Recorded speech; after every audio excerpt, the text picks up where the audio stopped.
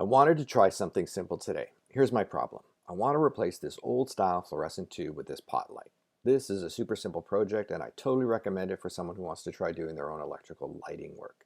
It took me about half a day to replace my old lighting and my switch. Getting an electrical contractor to do something like this might cost, I don't know, 150 bucks per pot light or something. I'm installing two, so that's like $300 for labor. Watch this video, do your own light installation, and use that $300 to treat your spouse to an amazing dinner. You're welcome. Let's get started. First, let's look at what we got. Yeah, it looks shitty, doesn't it? A fluorescent tube. It screams 70s and 80s. We need something more modern. It does consume about 20 watts, so that's not too bad, but it takes up a bunch of space and frankly doesn't produce enough light. Look at the color of that light too. Yellow. Blah. I don't like it. Not for my kitchen. Let's replace it. Here's my new pot light. It's the same one I used in my Everything About Installing Pot Lights video. There I went into great detail about where to install pots, how many pots, different colors of light, how to control brightness, everything. You can check that video here, or I'll give you the skinny now.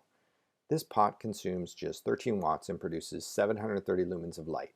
It has 3 settings for light temperature and it supports a dimmer. It's a flush mount, which means more light gets out of the housing, and it has a white plastic frame. See this rubber gasket? This pot can be used in dry and wet locations too, like in a bathroom or a shower or even above this sink. The price? Just $6 at Costco. This is not a Costco sponsored video. I get $0 from Costco for promoting them. I'm just telling you where I got this pot. I could probably get away with just installing one pot here, but I decided to install 2 because I thought it might look better. In retrospect, I think I should have installed just one. Oh well, if it's too much light, no problem. I'm installing a dimmer switch too. A Wi-Fi dimmer, in fact. Oh, fancy. For the 3 light temperature settings I mentioned, in general for kitchens we choose 5K. Now, I just made a bunch of decisions. If you want to know why, like I said, check out my Everything About Installing Pot Lights video. There I talk in great detail about which temperature to choose for each room in our house, where to position pot lights on our ceiling. It's different for different rooms. How to calculate how many pot lights to install. How to use pot lights to create accent lighting. Basically everything we need to know about pot lights except the actual installation. I know, I'm promoting my other video. Knowing the answers to all the above questions is the tougher part, and my other video will save you a ton of hassle. Go check it out here at the top right. Great, you're back. Perfect. In this video, we'll do the easy part now, the actual install of these 2 pots. Let's get started. First, we need to turn off the circuit breaker controlling this light. Now this fixture is safe to touch, even if there's a short. As we can see, I already removed this ballast from the ceiling. I did that to accommodate my filming. So let's imagine it's still mounted on the ceiling. We can see our supply cable here at the back, which would normally be hidden in the ceiling. Let's open up the housing and look. This ballast was mounted with 2 screws inside. When we follow the black wire from the supply cable, black goes to black and white goes to white. We'll see this over and over again. This home electrical wiring is super simple. To disassemble our circuit, we simply remove the wire connectors for the black first and then the white. Doing it in this order is a safety precaution. It's good to get into the habit early. Remember, the black wire is our hot wire in North America. Treat it with caution. Once both wires are separated from our supply cable, we can fully remove the housing. Boom, we're done. Now I need to create holes for my pots. Where do I put my holes? I need to measure. Here's my diagram. How does it look? Perfect, right? As you can see, I've decided on 2 holes and I want them centered. My pots come with a guide which we'll use to mark out where we want our holes. We're going to need some tools too. I have a drill bit guide, and a hole saw. Here's our process. I set my drill to drill forward. I position my guide drill bit right where I want the center of my hole. I go forward slowly till just before my hole saw teeth touch the ceiling drywall. What I'm trying to do is create my guide hole first with this guide drill bit in the center. Here's an example. Notice how my guide hole in the center is perfect on this one. And on this one, I was a little shaky. Also, I took off some of the drywall paper on the surface, or was it paint? I don't want that, especially on the outer side of this hole. Now here's the secret. I switch to reverse and use high rotational speed and very light pressure on my hole saw. Why? Let's say I decide to drill in the forward direction. What's going to happen? See these teeth on this hole saw? They are huge. You see the sharp tip on the right? Yeah, that's the forward direction. They're meant to cut wood, not drywall. My hole saw can easily carve up this drywall, but drywall is super delicate. My guide drill bit will punch through drywall and won't keep my hole saw straight. The chalk will crumble. Further, these teeth will grab the drywall paper and the drill will get yanked out of my hands. Then this hole saw will walk across the ceiling and make a disaster. Bottom line, I've scratched up my ceiling, my hole will be uneven or too large or whatever. I'll make a complete mess. Even worse, when my hole saw finally punches through the ceiling, if there's anything resting on the ceiling like wires or whatever, my hole saw will grab that too and mangle it. My point is this: I just gave you a ton of reasons why drilling forward is a bad idea. So what's the solution? Drill in reverse. What will happen? On the back of the tooth, it's rounded. When we drill in reverse, instead of grabbing with our hole saw teeth, we'll be scraping the drywall. Even just scraping drywall will easily punch a hole through it. Further, it will make it much easier to keep our drill steady in our hands. The guide hole drill bit will remain in the guide hole and it won't increase in size. Our hole saw will scrape out a perfect hole.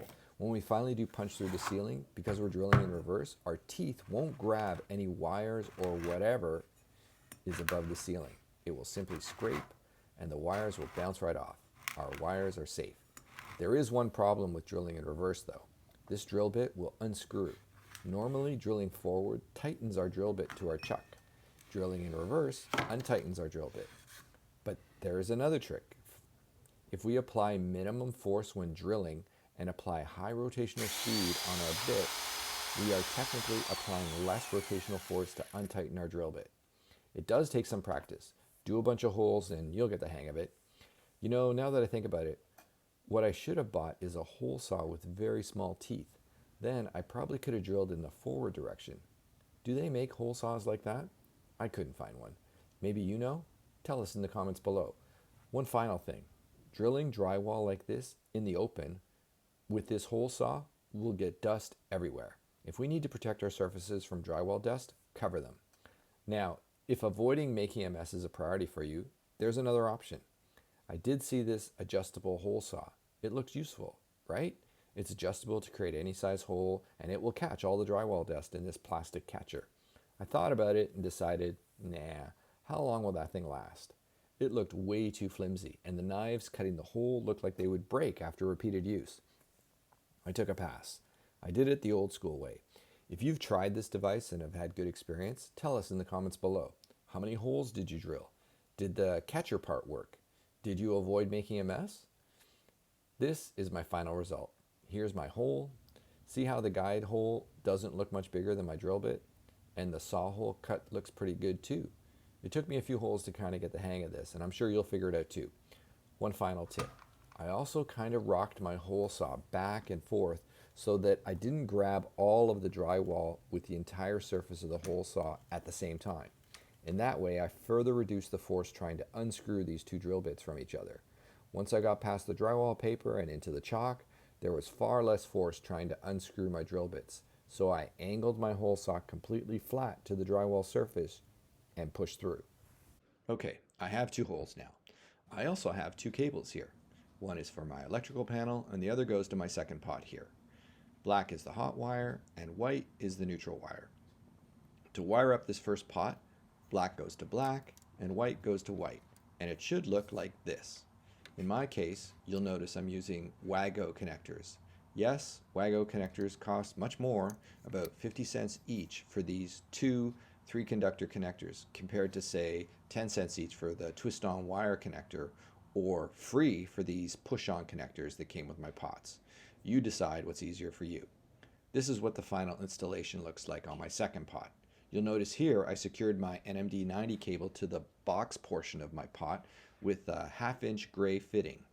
Looking closely at the black wires in my connector, you'll notice that the bare portion of my black wire does not extend past the connector. That protects us from shock if we happen to be handling this pot while the circuit is still live. Because this pot light fixture is made of plastic, there is zero risk of shock when touching the plastic. So, in this case, we don't need to secure our grounding wire in the box. We can simply curl it up and move it away from our black wire, and we're good. Our completed circuit should look something like this. Let's test it. Perfect. Yeah, whoops, I almost forgot. In this particular case, my pot lights are very close together. The only cable securing we need to do according to code is secure our cable within 300 millimeters or 10 inches of our box. That means for each box, or in this case, each fixture box, we must use one staple to secure each cable entering or exiting. For this first pot on the left, there are two cables, and we must secure both, either together or separate. S1 staples can secure one cable, S2 staples can secure two cables, etc. For the second pot on the right, there's only one cable. We secure the single cable with an S1 staple. If we only have S1 staples, then don't secure two cables with one S1 staple. That's wrong. Don't forget to do this. If we don't, our install won't pass an inspection. The code doesn't contain arbitrary rules. Those rules were designed to protect us from ourselves. Now let's look at how this Wi-Fi dimmer switch was installed. It's part of this electrical box. Let's disassemble it. Along the top, I have 4 cables attached to this box. Going from left to right, this first cable goes from here to my pots above the sink. This second cable is my source cable for my electrical panel. This third cable provides power to this receptacle. And this fourth cable on the extreme right is the cable from here to my under cabinet lights. If you're trying to figure out which cable is your source cable, I have a video on how to use a multimeter. Tap the link at the top right. To make this simpler, let's look at a diagram I created for these cables. So first, we're going to ignore this third cable because it's already hooked up to this receptacle and we aren't making changes there. Our only concern is our source cable, this second one, where our power comes from the electrical panel, and our two loads, number 1 on the left and number 4 on the right. Each one of these 3 cables has 3 wires, a black, a white, and an unsheathed wire. This unsheathed wire is the ground wire, or better, the grounding wire. To make things simple, let's look closely at how this grounding wire was installed first, because I didn't even mark it on my diagram. Looking at my box, you can see that each of those grounding wires are terminated on the box at the back under 3 bonding screws. Right now, we're looking at the 2 on the left. Looking closely, you can see a little hump on each side of each bonding screw. Those humps are there to help secure each grounding wire. Each bonding screw can secure at most 2 grounding wires, 1 on each side. In this case, each bonding screw is securing 1 grounding wire. The reason I'm making an issue of this is this. What you see is done to code. If, for example, you tried to loop a single grounding wire around the bottom of a single bonding screw to make it more secure or whatever, and your inspector looked at it and he decided to be a stickler for details, he would fail your installation. Do it this way. Don't be creative. Now, our switch must be grounded because it's made of metal. We don't want anybody who touches our switch to ever get a shock. What this means is we need to attach a grounding wire from this bonding screw to our switch. You see this extra wire I installed on the left? That one gets attached to my switch. Now, there's one tip I'll share. Let's look at this grounding wire for this receptacle. You know, the one I didn't want to talk about. Yeah, see how it's much longer? It loops under the bonding screw where it's secured, then continues onto this receptacle and terminates there. The benefit is this single grounding wire does double duty. It grounds this third cable to the electrical box, and it grounds this receptacle to the box too. Since each bonding screw can only accommodate 2 grounding wires, 1 on each side, you might run out of space in more densely packed boxes. Now sure, you could fix this problem by using connectors, but then you're adding more cost to your installation and you're taking up more space in your box, making it harder to work in. Do what the pros do and be more efficient. That's it. That's the grounding wires. Now let's look at our white wires. Since all 3 of these cables are going to be on a single circuit, we can group all the white wires together. Looking closely, that's exactly what I did. I attached all 3 white wires to this single 5-conductor WAGO connector, and I added a pigtail, an extra white wire, to connect this group to my dimmer switch. Done. Now let's look at my black wires. We have our source black wire, which comes from cable number 2, and we have our 2 load black wires, which travel to our lights. Those will all be attached to our dimmer switch. Here's the front of the switch, and here's the back. Looking at the back, our switch is broken up into 2 sides. On the right side, that's the incoming power side, and on the left is the load or outgoing side. When we toggle the switch on the front, we're completing the connection for the power to flow from one side to the other. So hooking this up is very simple. On the right, our source power wire, or the black wire from number 2, goes here, where it's labeled AC-L. Our source neutral wire, or the white wire, goes here, where it's labeled AC-N. And our grounding wire goes here, where it's labeled G. The right side is done. On the left side, where it's marked load, our 2 loads, the pots above the sink and the under cabinet lights, there we'll connect our black wires. We're done. Okay, so what have we done? Here's a sketch of our circuit diagram. Looking from the front of our switch, the black wire from our source cable carries the power. We toggle our switch, and that power flows to the other side of our switch through the black wires to our loads, in this case, lights. After traveling through the light, the electricity flows to the white wires. They merge in our box and travel back to our electrical panel and get grounded. Perfect. As you can see, doing the actual electrical portion of this install, hooking up the wires to the pots and stuff, is actually the easiest part of this whole effort. Do we really need an electrician to install this stuff? I believe in you. You got this. My goal here was to help you install some pot lights. I hope I was helpful. Like and subscribe to help others find this video. I'll tell you, I'm doing this stuff and I'm starting to get addicted. Now I'm thinking, where else can I install pot lights? Yeah, one day soon, baby. It's on my list.